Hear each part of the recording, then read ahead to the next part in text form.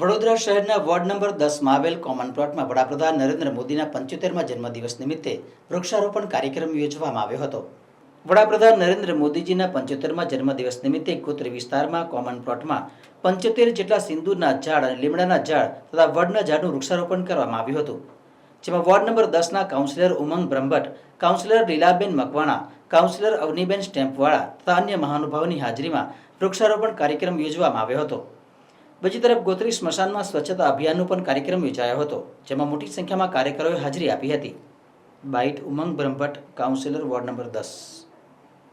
આજરોજ ભારતના યશસ્વી વડાપ્રધાન વૈશ્વિક નેતા એવા આદરણીય શ્રી નરેન્દ્ર મોદીજીનો જન્મદિન છે।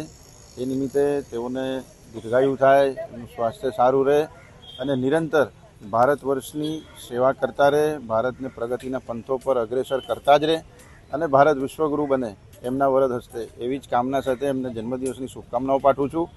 આજે તેઓના જન્મદિન નિમિત્તે મારા દ્વારા ચંદ્રમૌલેશ્વરની સામે જે ભેલ ટાઉનશીપ છે ત્યાં આગળ વૃક્ષારોપણનું આયોજન કરેલું છે। 75 જેટલા સિંદૂરના વૃક્ષ વાવવાના છે, સાથે સાથે વડના પણ વૃક્ષ છે, સાથે લીમડાના પણ વૃક્ષ છે। સિંદૂરના વૃક્ષ એટલા માટે કે આદરણીય નરેન્દ્ર મોદીજીએ જે ઓપરેશન સિંદૂર કરીને દુશ્મનોને જે જડબાતોડ જવાબ આપ્યો છે કે ભારતના સિંદૂરને ઉજાડવાની જે વાત કરશે એમને જડમૂળથી ઉખાડી નાખવામાં આવશે એવું સાબિતી આપી વિશ્વને બતાવ્યું કે ભારતની સામે જે આંગળી ઉઠાવશે, જે જોશે બુરી નજરથી, એમને નેસ્ત નાબૂદ કરવામાં આવશે। એના પ્રતિક સમાન ઓપરેશન સિંદૂર જે હાથ ધરવામાં આવ્યું હતું એને ધ્યાનમાં રાખીને આજે ઓપરેશન સિંદૂર જે સફળ થયું છે, વિશ્વએ જેને માન્યું છે, ભારતનો લોહો માન્યો છે, એના ભાગરૂપે આજે આદરણીય નરેન્દ્ર મોદીજીને ઓપરેશન સિંદૂર થકી સિંદૂરના વૃક્ષ અમે સમર્પિત કરીએ છીએ। એમનું દીર્ઘાયુ થાય। સાથે સાથે લીમડાનું વૃક્ષ એટલા માટે કે લીમડો એ ઔષધીય વૃક્ષ છે અને એનાથી ઠંડક ખૂબ થતી હોય છે, ઠંડક આપતું વૃક્ષ છે, એનું પણ અહીંયા વાવેતર કરવામાં આવશે। વડોદરા વડથી ઓળખાય છે, વડની નગરી તરીકે ઓળખાય છે, એટલે વડના પણ વૃક્ષ સાથે થતી લીધા છે।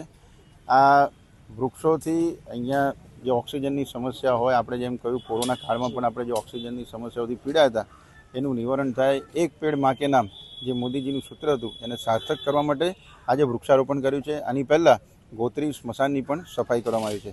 ફરી એકવાર આપના માધ્યમથી દેશના યશસ્વી વડાપ્રધાન વૈશ્વિક નેતા એવા આદરણીય નરેન્દ્ર મોદીજીને જન્મદિવસની ખૂબ ખૂબ શુભકામનાઓ પાઠવું છું।